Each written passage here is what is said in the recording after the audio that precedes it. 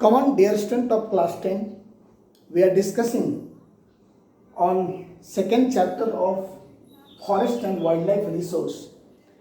In our previous video, we discussed about the causes which are responsible for the decline in biodiversity in our country.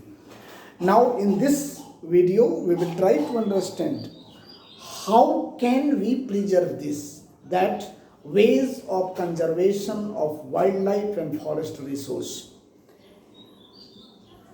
यहाँ इस पर आप ध्यान दीजिए कि किसी बीमारी का जो कारण है, अगर बीमारी को हटाना है तो उस कारण को हटाना होगा।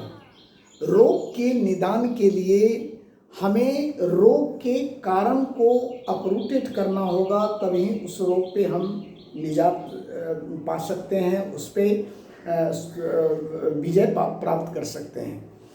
अभी कोरोना की बीमारी फैली हुई है, इसके ट्रीटमेंट के लिए जब तक कोरोना वायरस को आप समाप्त नहीं करेंगे तब तक उसका ट्रीटमेंट संभव नहीं है। तो जो कॉज है उसको आप हटाइएगा तो ऑटोमेटिकली प्रॉब्लम हट जाएगा। चलिए इसमें हम देखते हैं कि किस तरह से हम इसको कंजर्व कर सकते हैं। Conservation of forest and wild life resource 60 और 70 के दशक में हालांकि मनुष्य को इस बात की आवश्यकता बहुत पहले से महसूस हो रही थी कि वाइल्ड लाइफ या फॉरेस्ट रिसोर्स में जो इतनी बड़ी कमी और इतनी तेज़ी से कमी आ रही है, इसको हम समाप्त करें।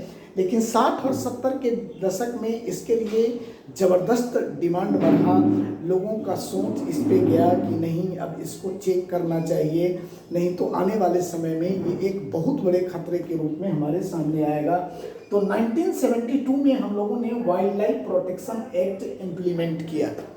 1972 में एक एक्ट बना जिसके तहत वाइल्ड लाइफ और फॉरेस्ट को प्रोटेक्ट करने के तरीके बताए गए और फोर्सफुली अब कानून बना करके उसको लागू किया गया।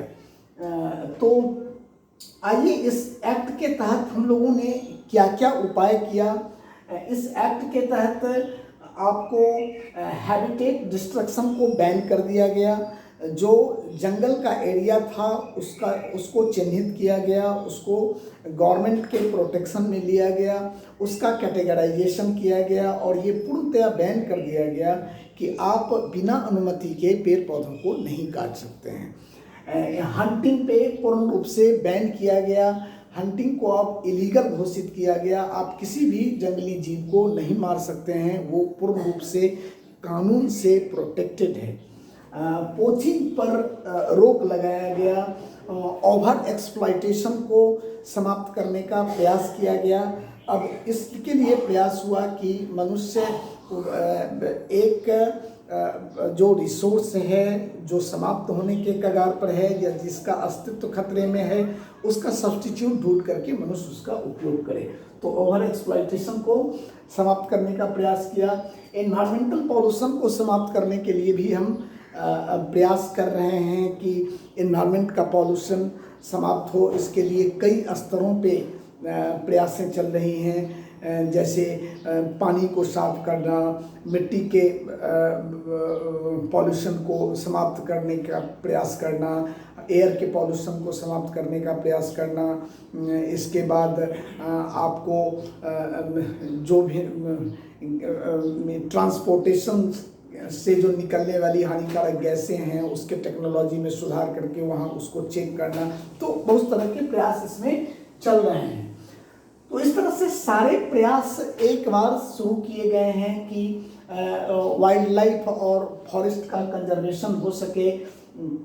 सेंट्रल और स्टेट गवर्नमेंट आपको इसके लिए खास करके सीरियस हुई है और पूरे देश में इस प्रोटेक्शन के लिए आपको कई नेशनल पार्क बनाए गए हैं, वाइल्ड लाइफ सेंचुरीज बनाए गए हैं, जिसके तहत इसको प्रोटेक्ट करने के हर संभव प्रयास किए जाते हैं। ये जो नेशनल पार्क हैं और वाइल्ड लाइफ सेंचुरीज है, ये दरअसल में बायोडाइवर्सिटी को प्रोटेक्ट करने और फॉरेस्ट एरिया को कंजर्व करने के प्रयास हैं, जो बहुत बड़े पैमाने पर भारत में किए गए हैं। चलिए इसका एक उदाहरण हम आपको देते हैं। एक भारत सरकार ने एक प्रोग्राम सेट किया है, प्रोजेक्ट प्रोग्राम।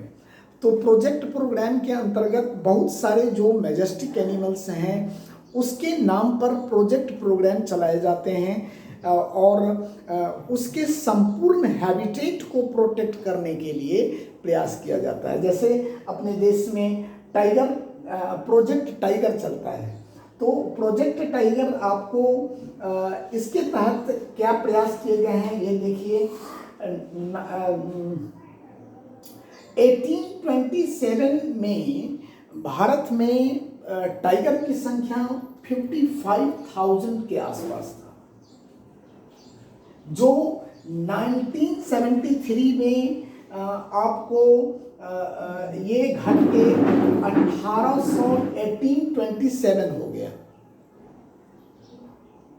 कितना बड़ा डिक्लाइन हुआ। आइए 1885 में इसकी संख्या बढ़ के 4002 हुआ, फिर 1989 में इसकी संख्या बढ़ के 4334 हुआ। तो ये कैसे संभव हुआ? जब 1973 में टाइगरों को काउंट किया गया तो ये लगभग 2000 के आसपास था और इसकी संख्या 1885 में रैपिडली बढ़ी। इसका कारण था प्रोजेक्ट टाइगर प्रोग्राम, जिसके तहत टाइगर को कुछ खास तरह के इन्वायरमेंट को प्रोवाइड करने का प्रयास किया गया।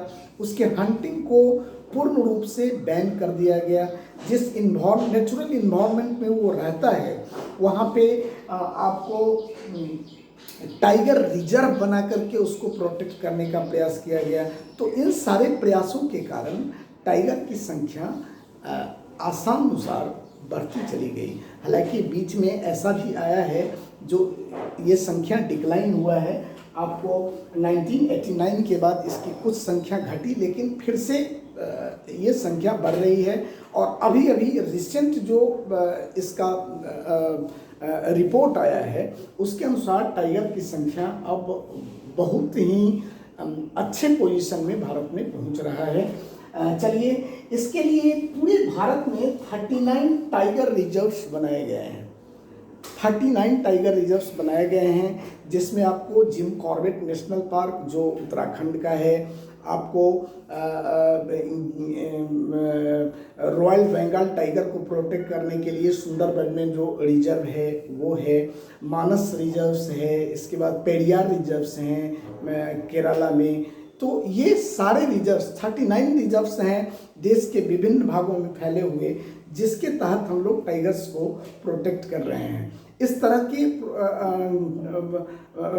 प्रोजेक्ट प्रोग्राम बहुत सारे जीवों को लेकर के बनाया गया है। जैसे ग्रेट इंडियन बस्टर्ड है, एलिफेंट के लिए हम लोग बनाए हैं। तो बहुत सारा जो मैजेस्टिक एनिमल है उसके नाम पर ये प्रोजेक्ट प्रोग्राम चलाए जा रहे हैं, जिसके तहत हम इसको कंजर्व कर रहे हैं। इसका नतीजा आया है कि भारत में जो विभिन्न जीवों की विलुप्तता हो रही थी, जिसका अस्तित्व खतरे में पड़ा हुआ था, उसको हम लोगों ने बहुत हद तक रोकने का प्रयास किया है। इसमें आइए एक फिगर और आपको दे दें कि अब हम केवल बड़े बड़े जीवों की तरफ ही अपना कंसंट्रेशन नहीं रखे हुए हैं। 1980 से 86 के बीच में हम लोगों ने जो इंसेक्ट है, जैसे मोथ है, ड्रैगन फ्लाई है, बटरफ्लाई है, तो इसको भी प्रोटेक्ट करने के लिए हम लोगों ने उपाय किए हैं और उसके लिए प्रोग्रामिंग किया है। इसके बाद आपको 1991 से एक स्पेशल प्रोग्राम चलाया गया भारत में, जिसमें अब केवल वाइल्ड लाइफ नहीं बल्कि जो फॉरेस्ट में पाए जाने वाले कुछ खास किस्म के पेड़ पौधे हैं उसको भी थ्रेटनिंग लिस्ट में रखा गया है और उसको भी प्रोटेक्ट करने के हर संभव प्रयास किए जा रहे हैं। तो हमारा ये प्रयास हर तरफ चल रहा है और इसके पॉजिटिव रिजल्ट भी आए हैं। Okay, now we will discuss next points in our next videos. Okay.